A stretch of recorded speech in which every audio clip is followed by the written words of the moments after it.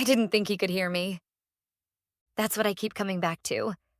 Not the moment he opened the door, not the look on his face, just that one assumption that I was alone. Because if I hadn't believed that, none of this would have unfolded the way it did. Or at least, that's what I tell myself. The truth is, it probably would have happened anyway, just not all at once. Not in a single moment I couldn't take back. Daniel and I had been together for 8 years, long enough that everything between us felt settled. Not bad, not broken, just predictable. Comfortable in a way that didn't require effort anymore. We had routines, dinner around the same time, weekends planned the same way, conversations that sounded familiar before they even started. There was nothing wrong with it. And that's what made it so easy to ignore what was missing. Because nothing was obviously broken. There was no big fight, no major problem, just something quieter, something harder to point at. Distance, not physical, something else. The kind you only notice when you're already too far from where you started. Lucas came into my life slowly, the way these things always do. Not all at once. Not in a way that felt like a decision. Just small moments. Running into each other, talking a little longer than necessary, laughing at things that weren't that funny, and then noticing it. That shift. That difference. The way it felt easier, lighter. Like I didn't have to think as much. Like I wasn't playing a role I had already memorized. That should have been the moment I stepped back. But I didn't. Because it didn't feel like a betrayal yet. It felt like nothing. And then it didn't. We started texting. Nothing obvious. Nothing that would have raised questions. But enough that I noticed when he didn't reply. Enough that I started waiting for it. That's when it changed. That's when it became something I should have stopped. But I didn't. Because I convinced myself it was still under control. That it wasn't real. That as long as it stayed separate, it didn't affect anything else. That was the lie I held on to. Until the day it stopped being true. Daniel texted me that morning. Running late tonight, don't wait up. Simple, routine, safe. That message mattered more than anything else.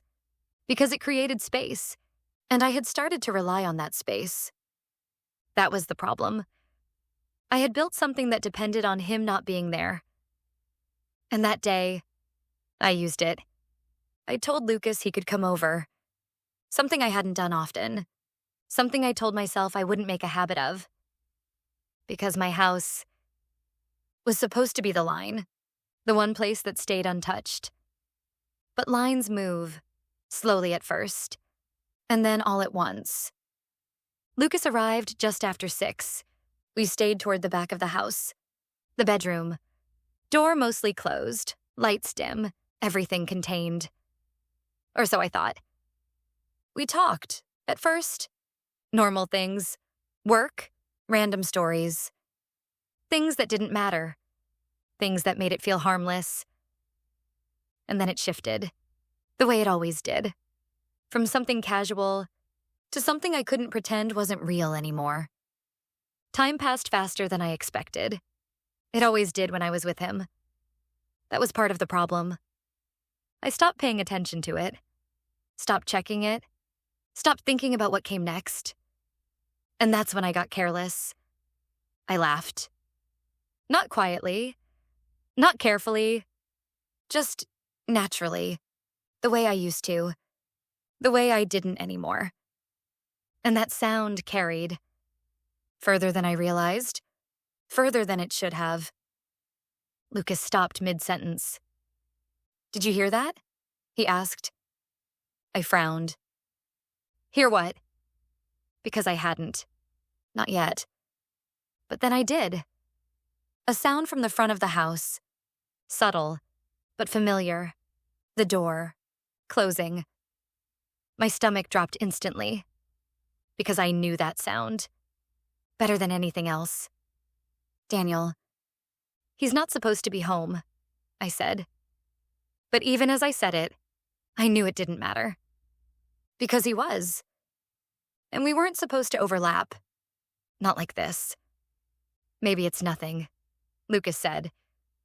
But it wasn't nothing. Because a second later, I heard it again. Footsteps, closer, and then my name. Are you here? Everything in my body went cold, because there was no denying it now. He was inside, and he was close. Go, I whispered. Where? Lucas asked. I don't care, just go. But it was already too late, because then it happened. A sound I didn't expect. My own voice, echoing back at me, from the hallway, because Daniel had heard it. Not just talking, not just movement.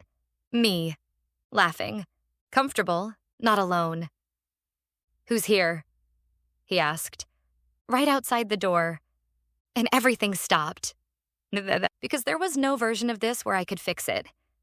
No explanation that made sense. No way to undo what he had already heard.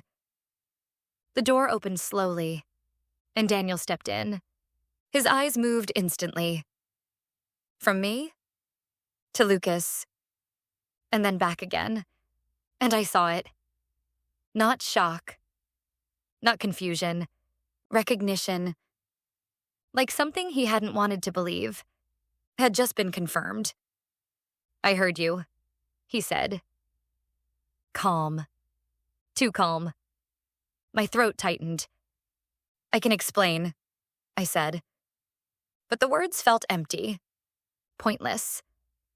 Because what was there to explain? He had already heard everything he needed to. Lucas shifted awkwardly. He started. Yeah, Daniel said. Without looking at him, Lucas left quickly. And just like that, it was just us, standing in something that couldn't be undone. How long? Daniel asked. Not what is this? Not why. Just how long. Because he already knew. A few months, I said. The truth.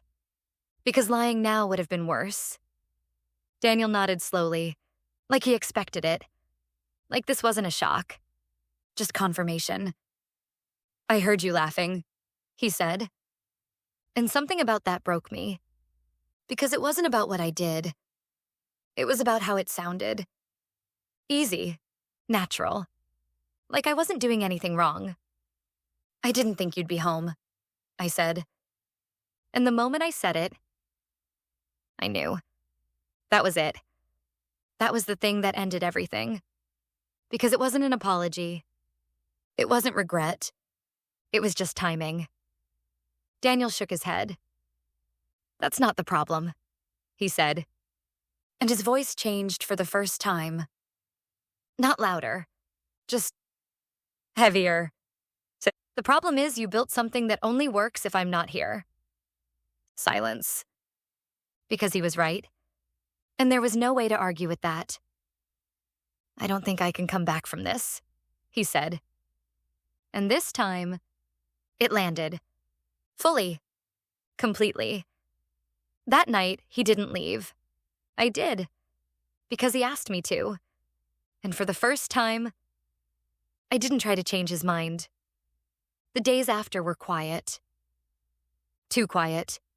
No messages, no calls, just space. And in that space, everything felt different. Heavier. More real. Lucas texted me once. Are you okay? I stared at it for a long time, because whatever I thought that was, it didn't feel the same anymore. It felt small, temporary, not worth what it cost. I didn't reply. A week later, Daniel asked me to come over. When I walked in, the house felt unfamiliar, like it didn't belong to us anymore. I've been thinking, he said. I nodded. Me too. He looked at me for a long moment, and for a second, I thought maybe, but it didn't last. "I can't do this," he said. Simple, clear, final. And I understood, because I knew if it were the other way around, I wouldn't be able to either. We didn't fight, didn't argue. There was nothing left to argue about. We just ended. And in the end, that's what stayed with me. Not the moment he walked in, not the look on his face, but the sound. My voice, carrying through the house, saying more than I ever meant it to. Because I didn't think he could hear me. I was wrong.